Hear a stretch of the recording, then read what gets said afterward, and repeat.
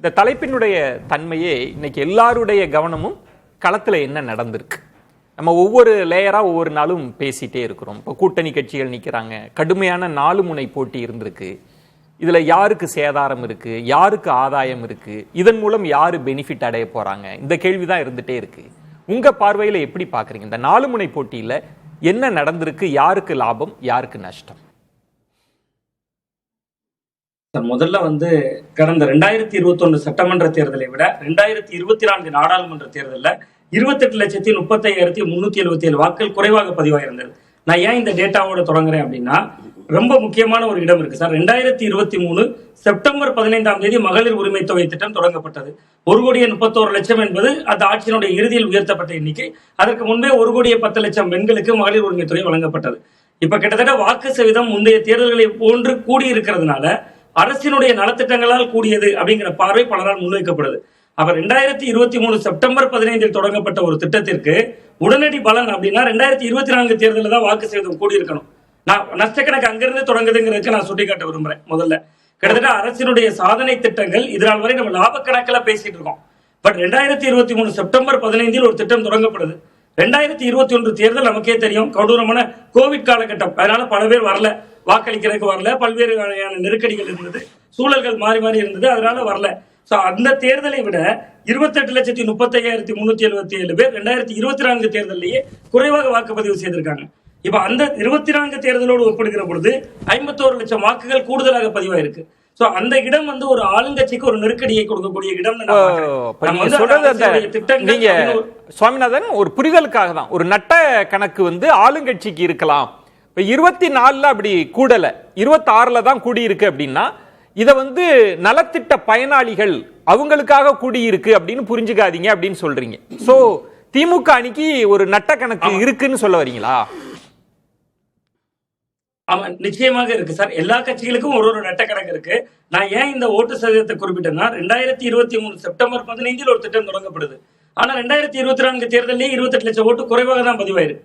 அந்த திட்டம் தொடங்கப்பட்ட ஒரு 6 மாதத்தில் நடைபெற்ற தேர்தலிலேயே அந்த திட்டத்தினால வாக்காளர்கள் கூடல. அதுதான் நம்ம அதுல இருந்து எடுத்துக்க வேண்டிய முக்கியமான புள்ளின்னு நான் பாக்குறேன். அதுல இருந்து ஒரு 2 ஆண்டுகள் கழித்து நடக்கக்கூடிய தேர்தல்ல நலத்திட்டங்களால் வாக்கு சதவீதம் கூடியது அப்படிங்கிறது ஒரு முரணான கணக்கீடா மாறிடும். சோ அப்ப அது கிட்டத்தட்ட ஒரு நஷ்ட கணக்கு என்பது திமுகவுக்கும் இருக்கு. சரி, அதிமுகவுக்கு என்ன நஷ்ட கணக்கு நீங்க பாத்தீங்கன்னா, ஆளுங்கட்சிக்கு எதிரான வாக்குகளை அதிமுக தான் மொத்தமாக எடுக்கணும். பட் கடந்த காலங்களில் அப்படி எடுத்ததுதான் வரலாறு. ஆனா இந்த தேர்தல்ல அந்த ஓட்டை நாம் தமிழர் கட்சி எடுக்கிறாங்க. கிட்டத்தட்ட அண்ணா திராவிட முன்னேற்ற கழகத்திற்கு வர வேண்டிய ஓட்டுகள்ல பெரும்பகுதியை விசில் சின்னமும் விஜய் அவர்களும் எடுக்கிறாங்க. சோ அப்ப அந்த இடமும் அண்ணா திராவிட முன்னேற்ற கழகத்துக்கும் ஒரு சிறிய நஷ்டம் இல்ல, பெரிய நஷ்டமாகவே இருக்கிறது. அது 3வது பெரிய நஷ்டம் சீமான் அவர்களுக்கு. கிட்டத்தட்ட மாற்றம் அப்படிங்கிறத முன்னிலைப்படுத்தி பல கட்டங்களாக பல்வேறு விஷயங்களை முன்னெடுத்து தொடர்ச்சியாக அவர் போராடி கொண்டிருக்கிறார். இலவசங்களே அறிவிக்கல, பட் அதுவே அவருக்கு வெள்ளனாக இந்த தேர்தலில் மாறி இருக்கு. விஜய் போன்ற புதிய சக்தியை நோக்கி ஒரு பெரும்படை போயிருக்காங்க. சோ இந்த 3 கட்சிகளுக்குமே ஒரு பெரிய அளவிலான இந்த தேர்தல் என்பது ஒரு நஷ்டத்துல இருக்கு. பட் இந்த நஷ்டத்துக்குள்ள ஒரு சின்ன லாபம் யாருக்கு இருக்குன்னா அதிமுகவுக்கு இருக்கு. அது எப்படி சொல்றேன் அப்படின்னு பாத்தீங்கன்னா சார், நீங்க இன்னைக்கு ஆளுங்கட்சி மீதான வெறுப்பை அல்லது எதிர்ப்பை உருவாக்குறதுல அதிமுக தோல்வி அடைந்திருந்தாங்க.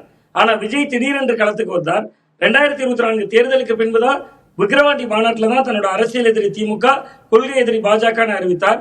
கிட்டத்தட்ட ஆளுங்கட்சிக்கு வர வேண்டிய ஓட்டுகளையும் வாங்குறார், எதிர்கட்சிக்கு வர வேண்டிய ஓட்டுகளையும் வாங்குறார். சோ இது 2 பேருக்கு இடையில போட்டியை கூர்மையாக்கி இருக்கு. அந்த இடத்துல இது அதிமுகவுக்கு ஒரு சிறிய லாபம். என்ன லாபம்? ஆளுங்கட்சிக்கு எதிரான ஓட்டுகள் சிதறடிக்கப்பட்டதும் ஒரு சிறிய லாபம் இல்ல. என்ன லாபம் சுவாமிநாதன்? இப்ப உங்களோட லாஜிக் படி என்ன சொல்றீங்கன்னா, நீங்க ரொம்ப துலக்கமா என்ன சொல்ல வரீங்க அப்படின்னா, பெண் பயனாளிகள் இப்ப திமுக பெரிதாக நம்பியது இல்ல, அதுல அவங்களுக்கு நட்ட கணக்கு, அது விஜயை நோக்கி நகர்ந்திருக்கலான்றது. அதிமுகவுக்கு எதிரான வாக்குகளையும் அவர் பிரிக்கிறாரு. 3வது நாம் தமிழருக்கான வாக்குகள், இவங்க எல்லாத்துக்குமே விஜயினுடைய லாப கணக்குன்றது இந்த 3 பேரோட நட்ட கணக்கா தான் இருக்குன்றதுல இதுல எப்படி அதிமுகவுக்கு நன்மை கிடைக்கும்? ஏன்னா அதிமுக அள்ளி இருக்கிறாரு. சரி, இப்போ நிச்சயமா அதிமுகவிடம் இருந்து பெருவாரியான வாக்குகளை விசில் சின்னம் வாங்கியிருக்கு. ஆனா இதுல என்ன லாபம் அப்படின்னு பாத்தீங்கன்னா சார், 10 தோல்வி அந்த இயக்கம் தொடர்ந்து சந்தித்து வருது. பட் அவருக்கு 2021 சட்டமன்ற தேர்தலில் பாத்தீங்கன்னா 75 இடங்கள் அந்த அலைன்ஸா அண்ணா திராவிட முன்னேற்ற கழகம் ஜெயிச்சிருக்காங்க. இன்னைக்கு ஒருவேளை விஜய் இவ்வளவு தூரம் திமுகவுக்குள்ள இருக்கக்கூடிய ஓட்டை எடுக்கலைன்னா அதெல்லாம் திமுக பக்கம் தானே போயிருக்கும். நீங்க மகளிருக்கான அவர்கள் செய்திருக்கக்கூடிய அந்த நிவாரணம், நலத்திட்டங்கள், கொஞ்ச நெஞ்ச திட்டங்கள் இல்ல சார். முன்பு எப்போதும் இல்லாத திமுக அரசு செய்யாத பல திட்டங்களை செஞ்சிருக்காங்க. அப்போ சுவாமிநாதன், நீங்க சொல்றத நான் இப்படி புரிஞ்சுக்கிறேன் சுவாமிநாதன், நீங்க கடுமையான மும்முனை போட்டி அல்லது 4 முனை போட்டின்னு கூட வைக்கலாம், தப்பு கிடையாது. ஏன்னா களம் அப்படிதான் இருந்தது. அதுல நீங்க என்ன சொல்ல வரீங்கன்னா, நீங்க சொல்வதிலிருந்து நான் புரிந்து கொள்வது, திமுக அணி ஓட் ஷேர விஜய் வாங்குறார், திமுகவுக்கு நட்டம். சோ அதனால ஏடிஎம்கேவுக்கு அட்வான்டேஜ் ஆகி ஏடிஎம்கே வெற்றி பெறதுக்கு வாய்ப்பு இருக்கு, சீட் கன்வெர்டபிலிட்டி அவங்களுக்கு கிடைக்கும்னு சொல்ல வரீங்க, கரெக்டா? அதிமுக வெற்றி பெறுவதற்கு என்று சொல்வதை விட இருமுனை போட்டியாக அதை கூர்மைப்படுத்தி விட்டது தாவேகா. நீங்க ஒருவேளை தாவேகா இவ்வளவு ஓட்டுகளை எடுக்காட்டா அது திமுகவுக்கு தானே களம் சாதகமா இருந்திருக்கும். 1,31,00,000 பயனாளிகளை வைத்துக் கொண்டே அந்த அரசுடைய திட்டங்களால திமுக ரொம்ப எளிதா கரை சேர்ந்திருக்க முடியும். இல்ல ரைட், நீங்க சொல்றது உங்க வாதத்தையே நான் எடுத்துக்கிறேன். உங்க வாதத்தை எடுத்துட்டு தான் நான் கேட்கிறேன். திமுகவிடம் இருந்து ஓட் ஷேரா ஒரு பிரிக்கிறாரு அப்படின்னா அட்வான்டேஜ் ஏடிஎம்கேக்கு போகுதுன்னு சொல்ல வரீங்க. ஆமா, பல தொகுதிகளில் அது அதிமுகவுக்கு சாதகமாக மாறுவதற்கான வாய்ப்பு இருக்கு. அதனாலதான் அதுக்கு களத்தை எப்படி மாத்துதுன்னா, இருவருக்கும் இல்லாத ஒரு பெரும்பான்மை கிடைக்காத ஒரு சூழலை ஏற்படுத்துது. அது அதிமுகவுக்கு தானே லாபம். ஒரு கிட்டத்தட்ட 10 முறை தோல்வியடைந்திருக்கிற ஒரு இயக்கம் கடந்த முறையை விட கூடுதலாக எடுத்தாலே லாபம் தானே. ஆட்சி அதிமுகவுடைய பலவீனங்கள்ல இருந்து அது ஒரு லாபத்தை நோக்கி நகருது. சுவாமிநாதன், இப்ப 3 கட்சிகளிடம் இருந்தும் அவர் ஓட் ஷேர் எடுக்கிறாருன்னு நீங்க தான் தொடக்கத்துல சொன்னீங்க. திமுகவிடமிருந்தும் எடுக்கிறாரு, அதிமுகவுக்கு பெரிய நட்டம், நாம் தமிழரிடம் இருந்து எடுக்கிறாரு அப்படின்னா ஏன் அந்த அட்வான்டேஜ் தாவேகாவுக்கு கொடுக்கல? தாவேகா சீட் கன்வெர்டபிலிட்டி ஜெயிக்காதா? ஏன் அந்த அட்வான்டேஜ் நீங்க தரல அவங்களுக்கு?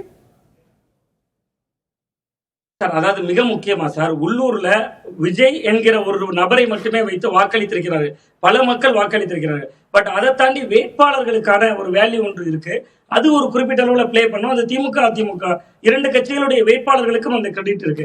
நீங்க கட்சி சின்னம் என்பதையெல்லாம் தாண்டி உள்ளூர்ல வேட்பாளர்கள் கள அனுபவம், பூத் கமிட்டி அமைச்சது, பூத் ஸ்லிப் விநியோகிச்சது, பூத்துக்கு வெளியில வாக்குச்சாவடி மையத்துல இருந்து வாக்கு சேகரித்தது, இப்படி பல்வேறு அம்சங்கள் அதை தீர்மானிக்குது. பட் தவிர்க்க முடியாத சக்தியாக தாவேகா அந்த தேர்தலில் இருக்க போது 3 கட்சிகளுக்கும் அது பெரும் பாதிப்பை தான் கொடுத்திருக்கு. அந்த பாதிப்புல ஒரு சிறிய லாபம் அதிமுகவுக்கு இருக்கிறதா? கடும் மும்முனை போட்டியில் ஒரு லாபம் வந்து அதிமுகவுக்கு கிடைக்க வாய்ப்பு இருக்கு. நட்டத்திலும் லாபம்னு பாக்குறப்ப அதிமுகவுக்கு அது லாபமா இருக்கு அப்படின்னு சொல்லியிருக்கீங்க. நம்ம பேசலாம்.